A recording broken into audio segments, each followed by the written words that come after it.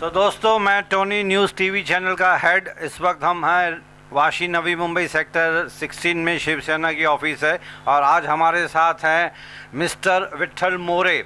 Officially इनका introduction देने की ज़रूरत नहीं है, बहुत ही पुराने पॉलिटिशियन हैं, काफ़ी अच्छी जान पहचान है इनसे। He is very easily approachable person और ये डिस्ट्रिक्ट प्रेसिडेंट हैं, ज़िला प्रमुख नवी मुंबई साउथ के। विट्ठल मोरे साहब ने बहुत नाम कमाया है, 20-25 सालों से ये पॉलिटिक्स में एक्टिव हैं और हर बार जीतते आ रहे हैं। ये मैं इनका एक छोटा सा बैकग्राउंड मैंने आपको बता दिया। हालांकि इनकी जब मैं इंट्रोडक्शन देना चाहूँगा तो आधा पौना घंटा तो उसी में निकल जाएगा। तो sir, welcome to our show. I am Tony, news TV channel head, this is news TV. Subject जो मेन आज का है, जो नवी मुंबई इंटरनेशनल एयरपोर्ट बनने जा रहा है।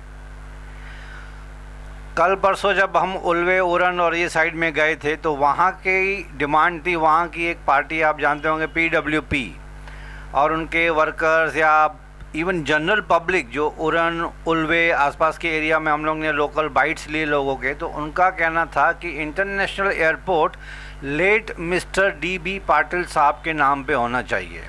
Where S but natural Shiv Sena का ओपिनियन है कि हमारे जो माननीय जो रेस्पेक्टेड CM हैं मिस्टर उद्धव ठाकरे जी, उनका मानना है और शायद शिवसेना सबका मानना है कि it should be named after late great respected leader mister Bala Saheb Thackeray. अब बाला साहेब ठाकरे महाराष्ट्र के लिए भगवान थे, हैं, रहेंगे, इनमें कोई दो राय है नहीं।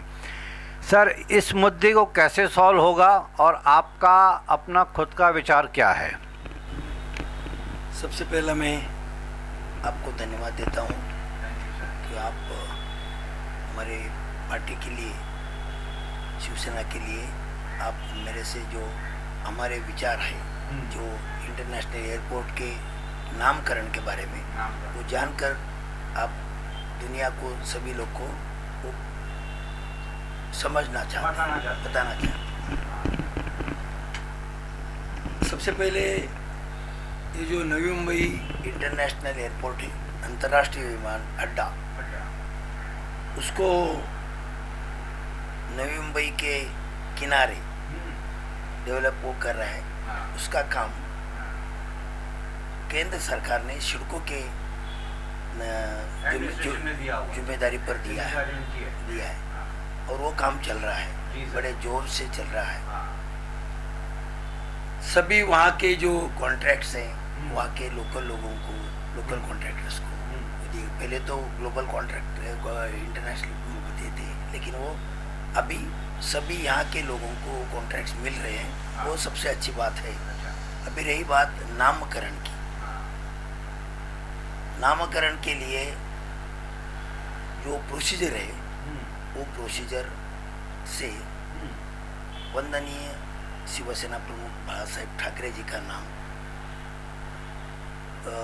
प्रशासन की तरफ से, गवर्नमेंट की तरफ से, महाराष्ट्र गवर्नमेंट की तरफ से सुझाव आया और वो सुझाव सिडको के डायरेक्टर बोर्ड में मंजूर होके अगले प्रोसीजर के लिए जो उसको रिजोल्यूशन में पास हो गया, सिडको ने पास कर दिया बाला साहब ठाकरे का नाम, बाला साहब ठाकरे साहब का नाम रिजोल्यूशन में पास होके अगले प्रोसीजर के लिए गवर्नमेंट के पास भेज दिया। सेंट्रल गवर्नमेंट के पास नहीं, प्रोसीजर ऐसी है, जब सिडको एयरपोर्ट बना रही है और सिडको की यहाँ पर जो बॉडी है, जो डायरेक्टर बोर्ड है, उनके पास प्रपोजल जाना चाहिए। जब बाला साहब का नाम वहाँ पर प्रपोजल में आया एज एयरपोर्ट का नामकरण के लिए, तभी और किसी भी महामहिम का नाम नहीं आया था। तो बाला साहब का सर, उस वक्त किसी ने भी ऑपोजिशन में या सजेशन में कोई दूसरा नाम सजेस्ट ही नहीं किया था उन्होंने? नहीं, दूसरा नाम उस प्रपोजल में दूसरा नाम नहीं आया ही नहीं था, नहीं आया। अच्छा, तो ये नाम को मंजूरी देके ये नाम गवर्नमेंट के आगे का प्रोसीजर के लिए चला गया। ओके। अभी प्रोसीजर ऐसी है कि यहाँ से जाके स्टेट गवर्नमेंट में उसके ऊपर चर्चा होगी, मंजूरी होगी, बाद में सेंट्रल गवर्नमेंट के लिए जाएगा जो प्रोसीजर है। अभी जब ये प्रोसीजर शुरू हो गई, तब विमान मतलब एयरपोर्ट का जो हम लोग क्या बोले फाउंडेशन स्टोन लगाया गया, उस वक्त खुद मोदी साहब ने फाउंडेशन स्टोन डाला। उस वक्त बीजेपी की गवर्नमेंट सेंटर में थी, और केंद्र राज्य में भी बीजेपी की गवर्नमेंट थी। Mister Devendra Fadnavis was chief minister of the Maharashtra. Same time CIDCO के चेयरमैन हमारे मित्र एमएलए मिस्टर प्रशांत ठाकुर जी थे। लेकिन जो मुझे लगता है,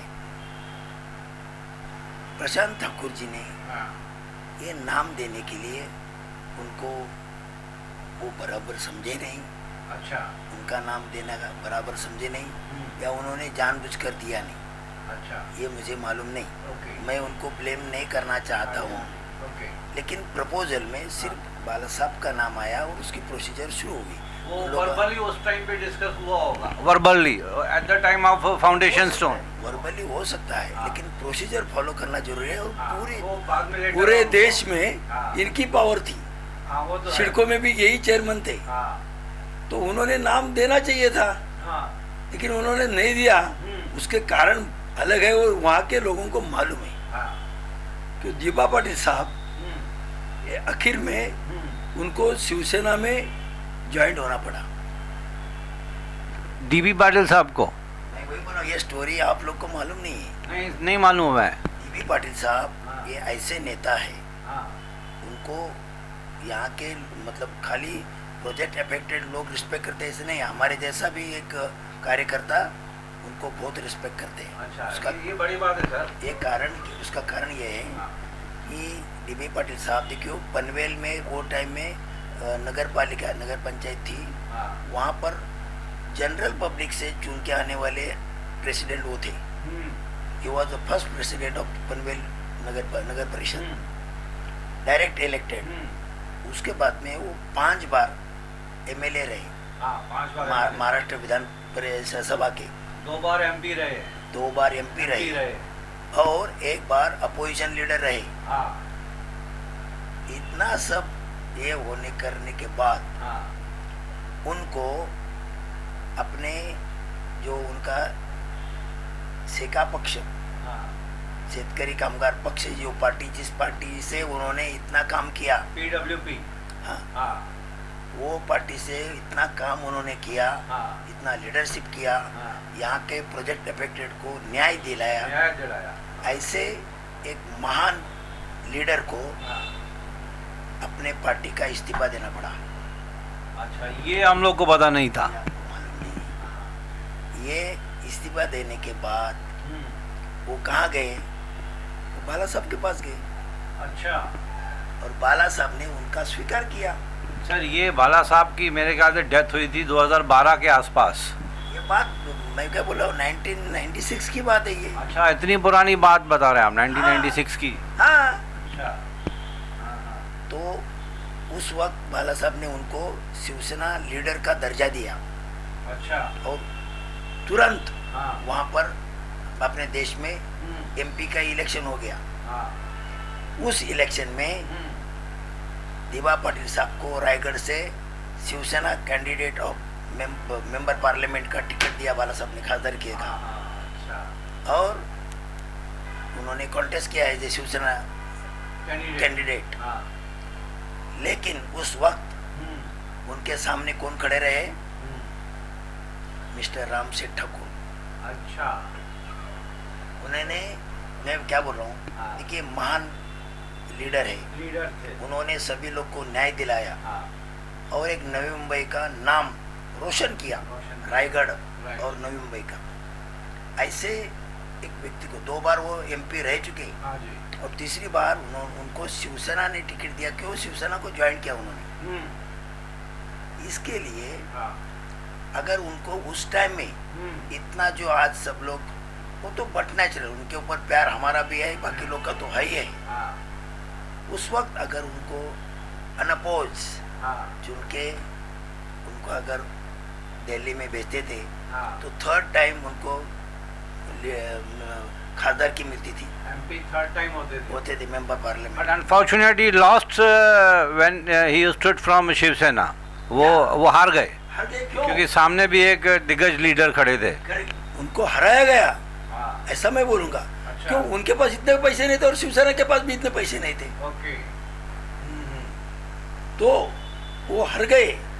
और यही जो लोग आज उनके नाम के लिए उन्होंने जो नाम नहीं दिया ना ये प्रपोजल में, उसका कारण भी वही है। जो लोग उनको उस वक्त 96 में उनको हराया, वही लोग आज लीडरशिप करते हैं ना। उन लोगों ने उस टाइम में को अनापोज चुन के देते थे। तो आज दीपा पाटिल साहब को क्या क्या कम था? मतलब हम लोग को भी कोई कम नहीं था। और वो हमारे शिवसेना के लीडर करके उन्होंने उनको बाला साहब ने वहां कर टिकट दिया खासदारकी का। तो ये उनकी स्टोरी है। अभी मैं ये बोल रहा हूँ, लेकिन सर ये मानना पड़ेगा बाला साहब ठाकरे का दिल बहुत बड़ा था। अब ये तो पूरी दुनिया जानती है, ये हम बोलने की जरूरत नहीं। बोलने की जरूरत नहीं, लेकिन एक अपोजिट लीडर को मतलब एक ओपन आर्म्स के साथ वेलकम करके उसको MP की सीट के लिए खड़े करना, ये भी बड़ी बात है। इसके लिए मेरा क्वेश्चन यह है कि आदरणीय दीपा पाटिल साहब को 5 बार MLA होने के बाद, 2 बार MP होने के बाद, और सभी लोगों को मतलब प्रोजेक्ट अफेक्टेड लोगों को रायगढ़ में या पनवेल में, न्यू पनवेल में या नवी मुंबई में लोगों को न्याय दिलाने के बाद उनको पार्टी क्यों छोड़नी पड़ी? ये मेरा क्वेश्चन है, ये मेरा क्वेश्चन है। और उसका वही कारण है कि आज उनका नाम उन लोग ने प्रपोज नहीं किया। अच्छा, इधर मेरा क्वेश्चन है ये। और वो प्रपोज नहीं करने के बाद जो प्रोसीजर करनी थी वो गवर्नमेंट ने किया। जो अभी अलायंस गवर्नमेंट है, महाविकास आघाड़ी, वो गवर्नमेंट ने किया और प्रपोजल प्रक्रिया में शुरू हो गया। उस वक्त जब भी भाजपा के लोग, उनको ये लगा भाई अभी ये मौका है, ये दीपा पाटिल साहब को मानने वाले बहुत सारे लोग हैं, उनको वो शिवसेना के साथ सभी है, उनको शिवसेना से अलग करने का यही मौका है। ये समझकर उन्होंने दीपा पाटिल साहब के नाम का अनऑफिशियली प्रपोजल दिया। ऑफिशियल अगर देते उस वक्त और बाला साहब के नाम के पहले दीपा पाटिल साहब का नाम का प्रपोजल होता तो बाला साहब ठाकरे साहब का नाम वो प्रपोजल में नहीं आता। तो मतलब यू मीन टू से कि जब ऑफिशियली बाला साहब ठाकरे साहब का नाम सजेस्ट किया जा रहा था, उस टाइम पे officially late mister DB Patil का नाम किसी ने भी सजेस्ट नहीं किया। तो बाला साहब का फैक्ट है कि अनअपोज्ड नाम ऊपर तक चला गया। अभी अनअपोज्ड नाम ऊपर चला जाने से अभी ये प्रोसीजर बहुत सारे लोगों को मालूम है। सर उनका नाम लेट मिस्टर DB पाटिल, ये तो आपकी महानता है कि being from the opposite side आप उनकी इतनी रेस्पेक्ट से बार बार आप उनकी इतनी रेस्पेक्ट कर रहे हैं, ये आपकी महानता है। वो तो महान लीडर थे, ये DB पाटिल साहब भी बहुत ही अच्छे लीडर थे। हमने जब ऐसे पता चला उन्होंने यहाँ पे तो हर इंसान उनकी तारीफ़ कर रहा था। You being the opposite side आप इनकी इतनी रेस्पेक्ट और इतना अच्छा आप उनके लिए बोल रहे हैं, तो ये आपकी भी महानता है, आपके लीडर्स की भी महानता है कि उन्होंने भी इस बात को रेस्पेक्टफुली कंसीडरेशन में रखा हुआ है। अब सर उनका कहना है PWP पार्टी का, जब अब इंटरव्यू ले रहे थे, कि 15 अगस्त तक कुछ अल्टीमेटम दिया गया है क्या सिडको को? पहले मैं आपको रिप्लाई देने के पहले बात अधूरी रह गई। बोल रहे हैं कि हम जो उनको रिस्पेक्ट से बात कर रहे हैं उनके बारे में, ये हमारी मानता है या हमारे लीडर लोग की मानता है, पार्टी की हमारी मानता नहीं है। उन्होंने काम ही इतना बड़ा किया है DB पाटिल साहब ने, तो उनको रिस्पेक्ट देना ही पड़ेगा। डिजर्विंग था, बट नेचुरल। उन्होंने इतना बड़ा काम किया है, उन्होंने अपने इमले नहीं बनाए, खुद के लिए इमले नहीं बनाए। अच्छा। उनका आखिरी कार्यकाल, आखिरी जीवन जिस तरह वो जी रहे थे मतलब उनको मैं फिर भी रिस्पेक्ट बोल रहा हूँ। हाँ, वो ऐसा अय्याशी जीवन नहीं था, ओके, वो एक तपस्वी व्यक्तिमत्व हाँ। की तरह उन्होंने अपना जीवन बिताया। ओके, वो हमने देखा है, हम गए उनको मिलने के लिए भी हाँ। गया था मैं। हम्म, तो ये मैं बोल रहा हूँ, तो हम उनका जो बड़प्पन यहाँ पर हो रहा है, कर रहे हैं, ये उनकी महानता है। हमारी ये डिजर्विंग थे, इसके लिए ऑपोजिशन में होने के बाद भी आप उनकी रेस्पेक्ट कर रहे हैं सर, ये भी एक जनरल महानता ही है। आजकल पॉलिटिक्स में कहाँ चलता है, लोग एक दूसरे के ऊपर कीचड़ उछाड़ने के लिए रेडी बैठे हुए हैं, लेकिन आप being on the opposite side, इतनी ऑपोजिशन हो रही है ठाकरे के साहब के नाम पे वहाँ पे वो साइड में, आप अभी भी उनकी तारीफ़ करें, अच्छी बात है। लेकिन सर अभी जब उन्होंने राइटिंग में सिडको को अल्टीमेटम दिया हुआ है कि 15 अगस्त तक अगर ये डिसीजन में कुछ चेंजेस नहीं आई तो they will stop the work, what next? Sir ये क्या है, ये जो आप मुझे क्वेश्चन कर रहे हैं ना, उसका जवाब मेरे पास है, लेकिन मैं वो आपको नहीं दे सकता हूँ। उसके कारण अलग कारण, मैं सबको रिस्पेक्ट करता हूँ। अभी जैसे ये नामकरण का प्रोसीजर शुरू हुआ है, वैसे ही एयरपोर्ट के डेवलपमेंट का भी प्रोसीजर शुरू हुआ है। ये प्रोसीजर अभी हमारे यहाँ के, हमारे देश के बड़े उद्योगपति मिस्टर अदानी, उनके थ्रू या उनके जुम्मे पर से केंद्र गवर्नमेंट ने, केंद्र सरकार में उन्होंने उनके ऊपर ये डेवलपमेंट का जिम्मेदारी दिया है।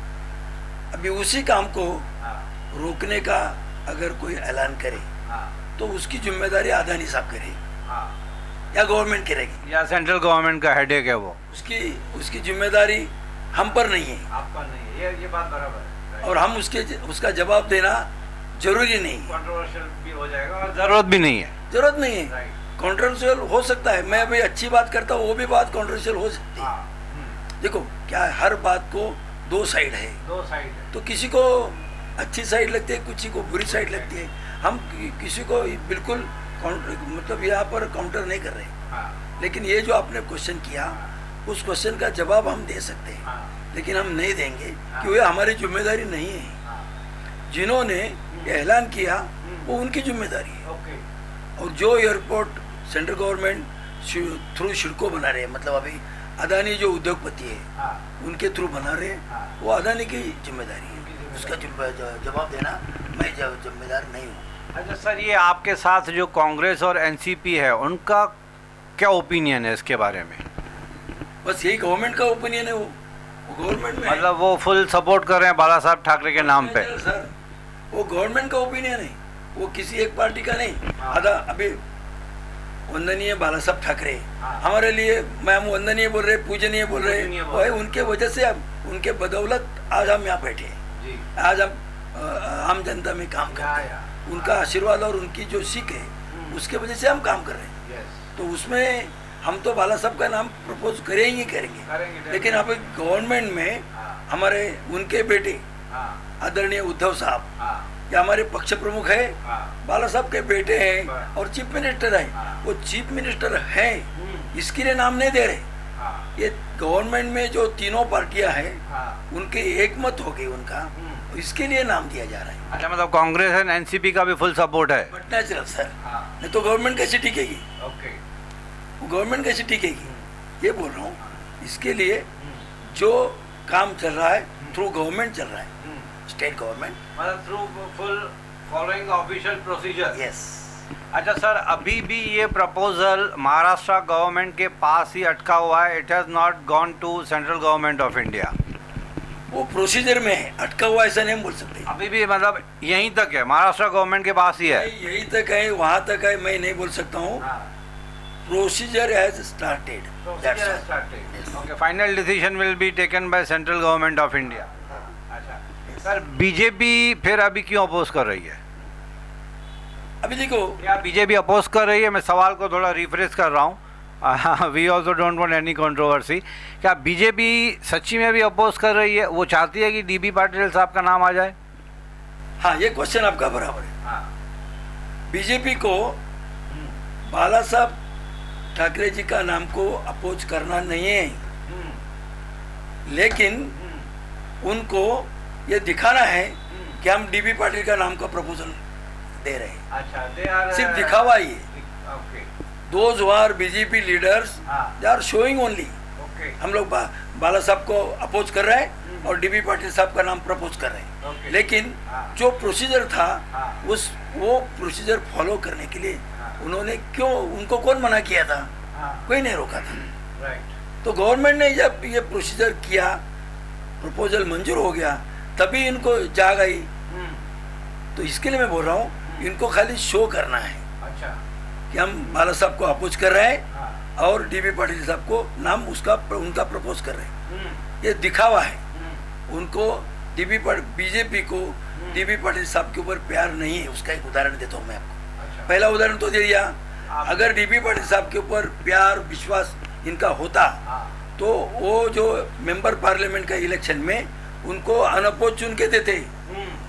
वही जो रामशेठ ठाकुर उस टाइम चुन के आए, उसके बाद में वो पार्लियामेंट में गए और उनके एक वोट के वजह से वाजपेयी साहब की गवर्नमेंट गिरी और पूरे देश में हजारों करोड़ का इलेक्शन उन्होंने थमा, फिर से करना पड़ा। वो इलेक्शन था, समझे ना? तो इसके लिए मैं बोल रहा हूँ, वो एक एग्जाम्पल है। दूसरा एग्जाम्पल, अभी जो यहाँ पर इलेक्शन हो गया 1990 में, अब 2019 में उरन के एमएलए का इलेक्शन हुआ। उरन में जो कॉन्स्टिट्यूंसी है एमएलए की, उसमें 80% लोग वोटर्स ये अग्री समाज के हैं। उरन में नियर बाय एरियाज, उरन एरिया जो एमएलए का कॉन्स्टिट्यूंसी है, वहाँ पर 80% लोग अग्री समाज के रहे। वहाँ पर चुन के कौन है? मिस्टर मनोज बाल्दी। मिस्टर मनोज बाल्दी। अच्छा, हाँ, या। वो मारवाड़ी है। वो अग्री नहीं है। कौन सा प्यार है ये दिखावा है। भाजपा का दिखावा। भाजपा ने देखिए, हमारा अलायंस था भाजपा शिवसेना का, और उनको अपोजिशन में खड़ा किया, इंडिपेंडेंट खड़ा किया, उनको पूरा सपोर्ट दिया। कौन किया सपोर्ट? बीजेपी, देवेंद्र फडणवीस, रामशेठ ठाकुर, इन्होंने किया। ऐसे टाइम में वहाँ पर मनोहर भोई साहब, उन लोग वो शिवसेना के एमएलए थे और उनको शिवसेना ने टिकट दिया, उनको गिराया कि उनके पास इतने पैसे नहीं थे। तो इनका जो अभी जो दिखावा है वो आपको मालूम पड़ेगा ना। यहाँ पर सिर्फ दिखाते हैं कि हमारे अग्री समाज का हमें बड़ा अभिमान है, जरूर होना चाहिए, हमें है। हम यहाँ पर आके इतने साल रहते हैं, हम यहाँ पर आके हमारी तरक्की की ये अग्री समाज का सपोर्ट की वजह से की। ये हमने बोलते हम खुद किए करके। और शिवसेना में भी अग्री समाज बड़े पैमाने पे है, उसको अलग करने की ये सोच है, लेकिन उसमें बीजेपी सक्सेस नहीं हो सकती, ये मेरा दावा है। शिवसेना बाला साहब ठाकरे जी ने ये शिवसेना शुरू की ना, ये पहली कोकण में की, और रायगढ़ तो कोकण में आता है, नवी मुंबई को थाने कोकण में आता है, रत्नागिरी सिंधुदुर्ग। तो यहाँ के लोग बड़े हर घर से वो शिवसैनिक बने, और बाला साहब ठाकरे जी का जो विचार है हर घर घर में पहुंचा। वो कैसे टूट सकते शिवसेना? ये भाजपा की सोच बहुत छोटी है, वो सोच उनकी सक्सेस नहीं हो सकती, ये मैं बोलूँ। इसके लिए उन्होंने जो कोशिश कर रहे हैं, वो कोशिश में वो कभी भी सक्सेस नहीं हो सकती, ये मेरा दावा है। तो दोस्तों, ये थे हमारे श्रीमान विट्ठल मोरे जी, उनका ओपिनियन, शिवसेना का जो ओपिनियन था। We as a media, we are neutral. Our basic duty is to respect the opinion of all the parties, whether they are involved in the issue or not. Front में है, back में है, वो हम इस controversy में भी नहीं बढ़ना चाहते हैं, लेकिन आप तक फैक्ट्स पहुंचाना हमारी बेसिक ड्यूटी थी मीडिया की.